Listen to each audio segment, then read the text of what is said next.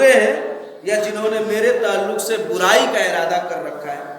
کیونکہ ہر انسان برا نہیں ہوتا ہے، لیکن کبھی انسان کو شیطان بہکا دیتا ہے تو وہ کسی برائی کا ارادہ کر لیتا ہے.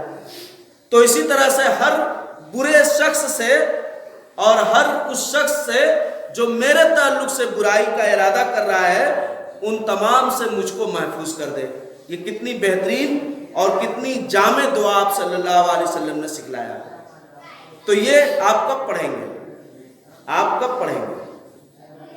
بہت سارے لوگ اس تعلق سے پریشان رہتے ہیں، اپنے پڑوسی کی شکایت کرتے ہیں، اپنے گھر والوں کی شکایت کرتے ہیں. تو آپ کو تو تعلیم دی گئی ہے کہ آپ یہ تمام شکایتیں اللہ کے پاس کریں.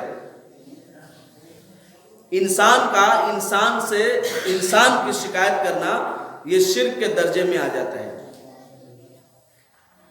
ایک حدیث ہے غالباً مسند احمد کی ہے، جس میں یہ ہے کہ اللہ کے رسول صلی اللہ علیہ وسلم کہتے ہیں کہ انسان کا جھوٹ بولنا شرک کے قائم مقام ہے. اور اسی طرح انسان کا اپنے کسی ساتھی سے اپنی ایسی مصیبت کا ذکر کرنا جس کو انسان نہیں ٹال سکتا سوائے خدا کے، اس طرح کی مصیبت کا ذکر کرنا وہ شرک کے مرحلے میں آ جاتا ہے. یعنی آپ یہ سوچ کر بیان کر رہے ہیں کہ فلانے سے بیان کریں گے تو شاید وہ کچھ کر سکتے ہیں. تو کیا کریں گے؟ آپ کے لیے کچھ نہیں کر سکتے ہیں. وہ بھی انسان ہے، بے بس ہے، مجبور ہے. آپ ایسے سے شکایت کیجئے جو کچھ کر سکتا ہے اور جس کے ہاتھ میں پوری کائنات ہے. یہ واقعاتی طور پر بھی اس کا ہم کو ثبوت ملتا ہے. جب بھائیوں نے حضرت یوسف علیہ السلام کو کنویں میں ڈال دیا تو حضرت یوسف علیہ السلام کے والد نبی یعقوب علیہ السلام ان کے غم میں رونے لگے اور ان کی خبر پوچھنے لگے. سب سے آتے جاتے تم نے دیکھا خبر پوچھ رہے تھے. جب خبر سے پتا چلا کہ کسی نے کچھ نہیں دیکھا اور ان کے بیٹے کا پتہ نہیں ہے کہ وہ کہاں ہے، تو انہوں نے پھر اپنے آپ کو ایک جگہ محصور کر لیا. قرآن سورہ یوسف بیان کرتا ہے کہ ایک جگہ محصور کر لیا، ایک جگہ اپنے آپ کو قید کر لیا اور وہاں لگے اللہ کے سامنے رونے، گڑ گڑانے، یہاں تک کہ ان کی آنکھیں سفید ہو گئی، یعنی ان آنکھوں کا روشنی غائب ہو گیا. اتنا زیادہ اللہ کے پاس روئے.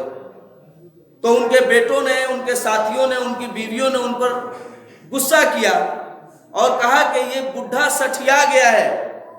یعنی 60 سال کی عمر کو پہنچ جانے والے کو ہم لوگ اپنے لفظوں میں سٹھیا گیا کہتے ہیں کہ 60 سال کے بعد دماغ اتنا کام نہیں کرتا ہے تو سٹھیا گیا ہے.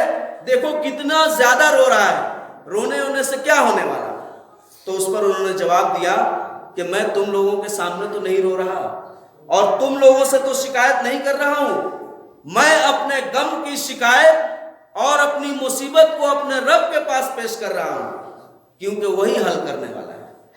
تو ہم میں سے کتنے لوگ ہیں جو اپنی پریشانیوں کو اپنے رب کے پاس ان کلمات کے ذریعے پیش کرتے ہیں؟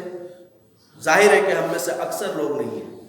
اور یہ نہیں ہونے کا نتیجہ اسلامی تعلیمات کا نہیں ہونا ہے. بہت زیادہ میلاد پڑھوانا ہے، گوشت مرغن کھانا ہے اور خوب حلوے ماڈے کرنے ہیں. ابھی 22 رجب آنے والا ہے، دیکھیے گا نا، کورے کورے پیالے میں ہاتھ دھلوایا جائے گا، سویرے ہی اٹھ کر کھا لیا جائے گا. لگے گا کہ آپریشن ہو رہا ہے. جیسے کچھ پتا ہے نا، بلڈ شوگر چیک کروانے کے لیے صبح خالی پیٹ جائیے، پھر اس کے بعد ایک فاسٹنگ بی پی ہوتا ہے اور ایک کھانے کے بعد چیک ہوتا ہے. تو اسی طرح 22 رجب کو بھی ہوتا ہے. صبح خالی پیٹ کوئی کھا کے چلا آتا ہے اور کوئی کچھ دیر بعد جا کر کھاتے ہیں. تو یہ سب کیجئے گا تو کیا ہوگا؟ آپ کی بیٹیاں اسی طرح ڈوب کر مریں گی، آپ کے بیٹے اسی طرح جہیز کے بھیٹ چڑھیں گے.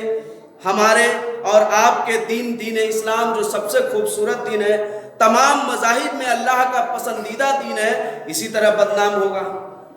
تو غور کرنے والی بات ہے میرے دوستو، اللہ کے رسول صلی اللہ علیہ وسلم کی تعلیمات سے جو منحرف ہوگا، ظاہر ہے کہ وہ ہلاک اور برباد ہوگا. اس کے علاوہ اور وہ کہیں نہیں جا سکتا ہے. دنیا میں بھی ہلاک و برباد ہوگا اور آخرت میں بھی اس کا ٹھکانہ جہنم ہوگا۔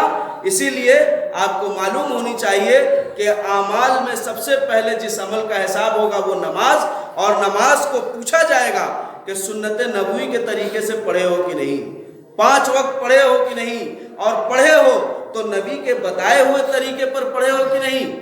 تو پھر وہاں اللہ کو کہیے گا کہ کہاں ہم اللہ کے رسول کو تھوڑی دیکھے تھے کہ پڑھیں گے۔ جیسے آج کے مفتی سے کہا جاتا ہے تو کیا کہتے ہیں کہ اللہ کے رسول نے کہا سلو کما رأیتمونی اصلی، نماز اسی طرح پڑھو جس طرح مجھے پڑھتے ہوئے دیکھ رہے ہو۔ تو نبی کو آپ نے دیکھا تھا؟ تو وہاں اللہ کو بتائیے گا کہ دیکھے تھے کہ نہیں۔ حالانکہ ان کے اولیاء کو اور ان کے علماء کو تو نبی روزے ملاقات کر کے جاتے ہیں، روز ہی ملاقات ہوتی ہے، اب پھر کہتے ہیں دیکھا تھا؟ تو ایک بار خوابی میں پوچھ لیتے کہ اللہ کے رسول کیسے نماز پڑھائے تھے، تھوڑا بتا دیجئے۔ تو میرے محترم سامعین، تمام باتوں کا خلاصہ ہے کہ ہمیں اپنے آپ کو، اپنے بچوں کو دینی تعلیم سے روشناس کرانے کی ضرورت ہے، خود بھی عمل پیرا ہونا ہے اور اپنے بچوں کو بھی اس کی تعلیم دینا ہے، اس پر ان کی ٹریننگ جاری کرنی ہے۔ اللہ تعالیٰ نے قرآن میں کہا یا ایھا الذین آمنوا قوا انفسکم واہلیکم نارا، اے ایمان والو اپنے آپ کو بھی اور اپنے اہل و عیال کو بھی جہنم کے آگ سے بچاؤ۔ تو اللہ پوچھے گا کہ ہم نے حکم دیا تھا تو اپنے بچوں کو کیوں نہیں بچائے، خود کیوں نہیں بچے؟ اس سوال کا کیا جواب آپ تیار کر رکھے ہیں؟ تیار کیجئے۔